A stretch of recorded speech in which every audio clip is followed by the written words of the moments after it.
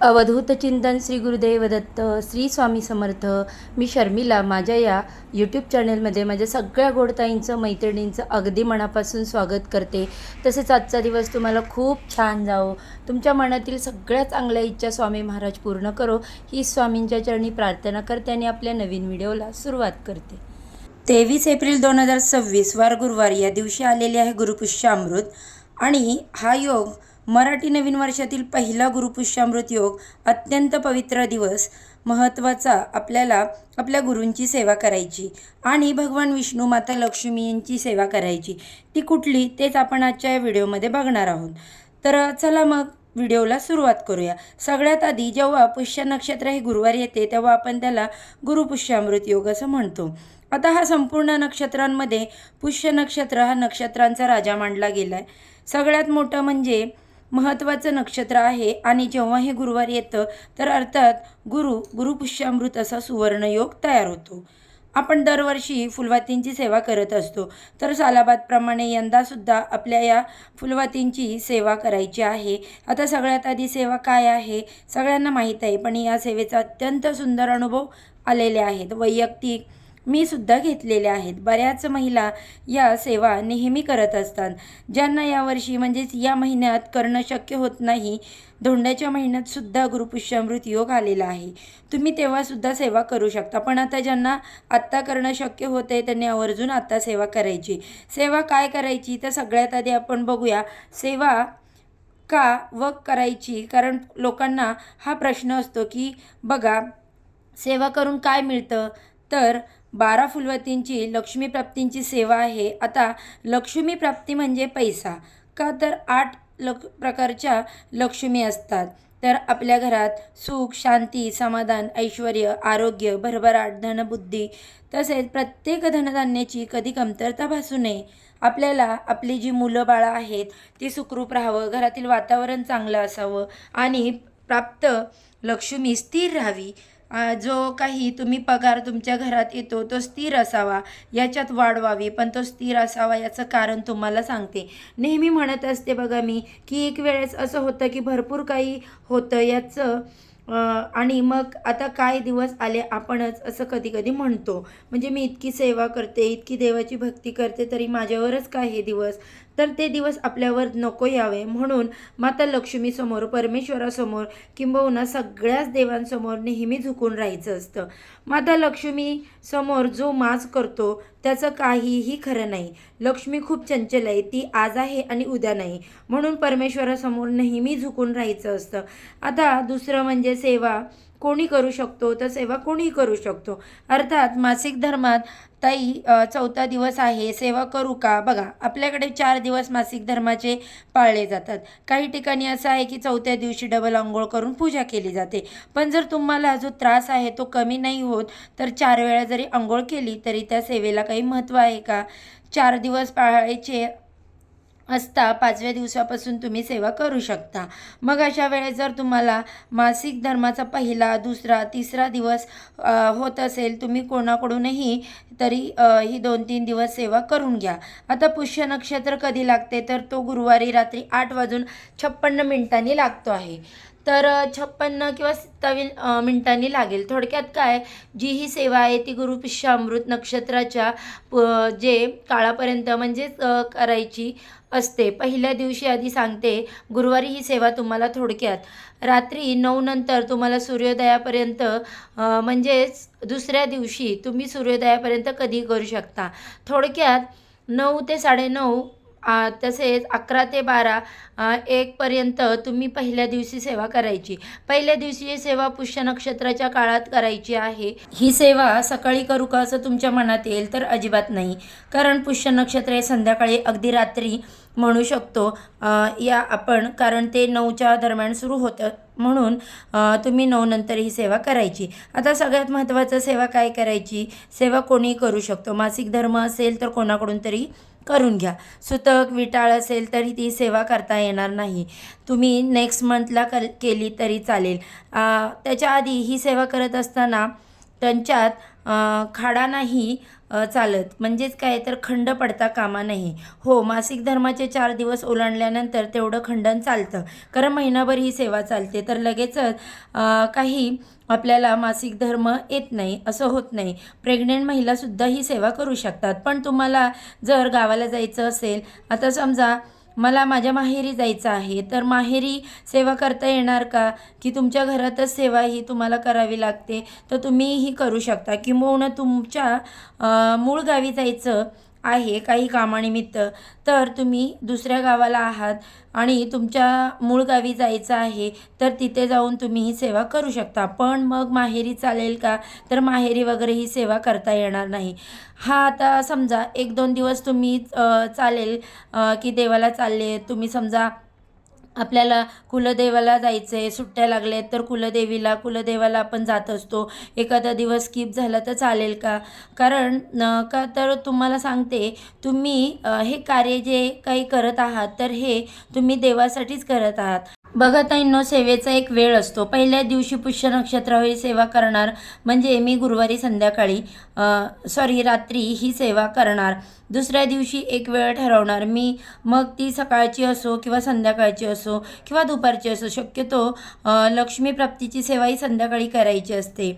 बघा, काही कारणांमुळे ज्यांना शक्य होत नाही किंवा ज्यांना कुठेतरी काम आहे, सकाळी करणं शक्य होत नाही, त्यांनी सकाळी जी सेवा आहे ती नाही केली तरी चालेल. संध्याकाळी करणं शक्य होत असेल तर त्यांनी संध्याकाळी करावी, पण एक वेळ असावी असं तुम्हाला मी सांगते. जर तुम्हाला आज देवाला जायचं आहे, आज तुम्हाला कुठल्या तुमच्या देवीला जायचं आहे, सकाळी पहाटे उठून ही सेवा केली, उद्या दुसऱ्या दिवशी घरी आल्यावर मी ती सेवा करेन, थोडक्यात काय तर 1-2 दिवस या टाईपनी इकडे तिकडे झाला तरी चालतो. आणि मला माझ्या देवीला जायचं आहे, एक अख्खा दिवस मला जायचं आहे, मला सेवा करायला जमणार नाही, मग अशा वेळेस काय करू शकता? तर तुमच्या घरात जर कोणीतरी सेवा करणारं असेल तर एक दिवस त्यांना सेवा करायला सांगा, नाहीतर एक दिवस स्किप झाला तरी चालेल. कारण तुम्ही देवाला चाललेत ना, कुठे ते फिरायला चालले का नाही ना, मग ती सेवा स्किप नका करू, ती कोणाला तरी करायला सांगा. आणि शक्यतो ही सेवा जर तुम्ही करत असाल तर तुम्हीच करा. एवढंच की मासिक धर्म आला आहे पहिल्या दिवशी, पहिल्या, दुसऱ्या, तिसऱ्या दिवशी जर तुम्हाला गुरुवारी मासिक धर्म असेल, दुसरा, तिसरा, चौथा 3 दिवस 4 दिवस घरातल्या कोणी सेवा केली तरी चालेल, नंतर तुम्हाला करायची आहे.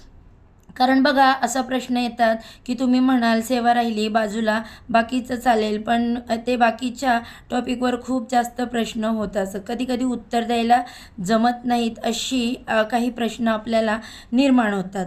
तर बघा, ही जी सेवा करत असाल तर तुम्हाला मांसाहार बंद करायचं आहे, ब्रह्मचर्याचं पालन केलं नाही तरी चालेल, बाकी कुठलेच नियम नाही. शक्यतो परान्न खाऊ नका, बाहेर काही खाऊ नका, ठीक आहे. आता सेवा करायची, गुरुवार असल्यामुळे पहिल्या दिवशी तुम्हाला एक वात लावायची. आता ही वात लावायची, ही सेवा अशी आहे की चांदीची निरंजन असावी, असेल तर घ्या, नाही तर पणती असेल पणतीसुद्धा चालेल. आता पणती का सांगते, कारण भरपूर सेवा होतात बघा, दिवस 12 असतात, 12 वाती होतात. त्यानंतर एक म्हणजे चढ करत करायचा असतो. आपण जसं शिकलेलो आहोत ना स्कूलमध्ये की 12 वातींची जी जे सेवा आहे ती तशीच करायची, पण नंतर एक एक वात आपल्याला कमी होताना ते सांगते. म्हणजे काय तर आधी एवढ्याशा निरंजनमध्ये आता मी सुद्धा चांदीची वापरली होती, खूप ॲडजस्टमेंट करावी लागते. मग त्याच्यापेक्षा जर तुम्ही पणतीचे चांदीची घ्या, पितळेची घ्या, तांब्याची घ्या, कुठलीही निरंजन तुमच्या घरात असेल ती तुम्हाला घ्यायची आहे. किंबहुना तुम्ही मातीची घेतली तरी हरकत नाही. आता काय करायचं, या सगळ्या वाती आहेत ना, त्या मस्त तुपात भिजत घालून ठेवायच्या.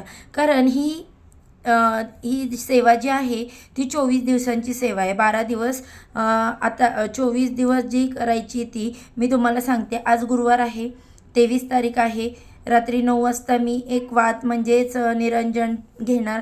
ती जी निरंजन किंवा पणती आहे तीच तुम्हाला घ्यायची आहे, पण ती धुवून घ्यायची गरज पडत नाही, निरंजन धुतली तरी चालेल 24 दिवसाच्या कालावधीमध्ये, कारण खूप ती काळी पडते. तुम्ही धुवून वापरू शकता. आता पहिला दिवस आहे तर माझ्या घरातील एक निरंजन आहे, त्याच्यावरती मी फुलवात ठेवली. तुमची वात करायची तुपाची, वात शुद्ध गाईचं तूप असावं, किंबहुना घरातलं कुठलंही तूप चालतं. सगळ्यात आधी तेलाच्या वाती, आता वाती करायच्या नाहीत. फुलवातीची जी सेवा आहे तर ती बघा फुलवातच घ्यायची. अगदी 15-20 रुपयांना भरपूर असं मोठं पॅकेट येतं. 6-7 महिने तरी ते संपत नाही. तर तुम्ही ही सेवा करतो तर रोज थोडे थोडे कमी होऊन जाते व फुलवातीची सेवा आहे तर फुलवातच तुम्ही घ्या. तूप सांगितलं आहे तर तूपच टाका. तूप का तर अर्थात हे माता लक्ष्मीला प्रिय आहे. घरातलं तूप जे आपण घरातलंच साठवणीचं तूप करतो तेही चालतं. किंबहुना घरातलं किंवा गाईचं तूप तुम्ही घरात करत असाल अगदी छोटासा जरी डबा आणला काय असेल तर ती किंमत एवढी जरी डबा आणला तरी तुमचे 24 दिवस आरामशीर चालतील. म्हणून तेलाची करू नका. तुपाची सेवा करायची. सेवेचे अगदी काही नियम असं जसं आपल्याला गुरुचरित्र पारायण केल्यावर काही नियम असतात पाळायचे किंवा दक्षिणा वगैरे द्यायची असतात. लोक म्हणतात की दक्षिणा दिलीच पाहिजे किंवा ब्राह्मणांना जेवण घातलंच पाहिजे. आपल्याकडे नाही तर आपण जे स्किप केलेलं असतं किंवा काही आपण केंद्रात, मठात, मंदिरात किंवा गरिबांना दानधर्म करत असतो. मग काही ना काही मार्ग करतच असतो ना, तर ते त्याच्या पद्धतीने की आपल्याला तुपाच्या वाती लागणार आहे. ठीक आहे, म्हणजे तूप लागणार आहे आणि काही नाही आपण खूप खर्च करत असतो तर थोडासा तुपाला खर्च केला तर काही बिघडत नाही. तर पहिल्या दिवशी एक वात मी अशी पेटवणार की वात पेटवली की माझ्या सेवेला मी सुरुवात करणार. जी निरंजन आहे त्याला मी हळद कुंकू अक्षता अर्पण करणार. पहिल्या दिवशी तुम्ही संकल्प करा की मी माझ्या आर्थिक स्थैर्यासाठी किंवा ही धनसंपत्ती टिकून राहावी यासाठी सेवा करणार आहे. तुम्ही संकल्प केला तरी हरकत नाही. नंतर पहिल्या गुरुवारी तुम्ही संकल्प करा, नंतर तुम्ही सेवेला सुरुवात करू शकता. पहिली वात मी पेटवली, वात शांत होईपर्यंत सेवा करायची आहे. त्याच्यानंतर बघा, नाहीतर वात पेटवून दिली झालं माझी सेवा नाही, असं नाही. ही महत्त्वाचं आहे.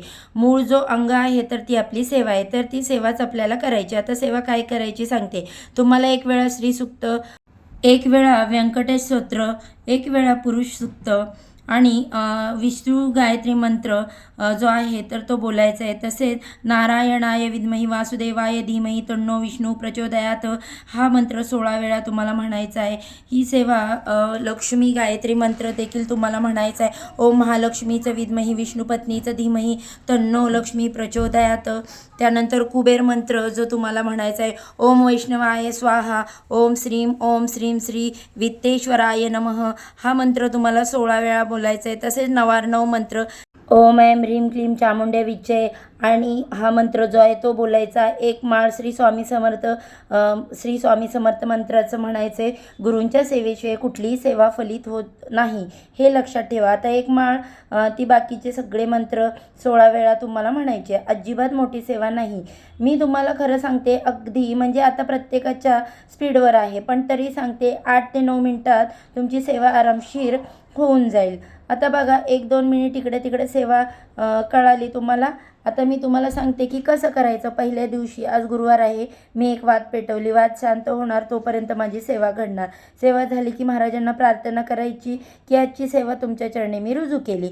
मग तो जी वात आहे ती शांत झाली की त्याचं निर्माल्याचं खालचं काळा भाग जो आहे बघा, कापसाचं काळं काळं उरतं, तर ते घ्यायचं एका प्लॅस्टिकच्या डब्यामध्ये किंवा एखाद्या पिशवीमध्ये तुम्ही भरून ठेवलं तरी चालेल.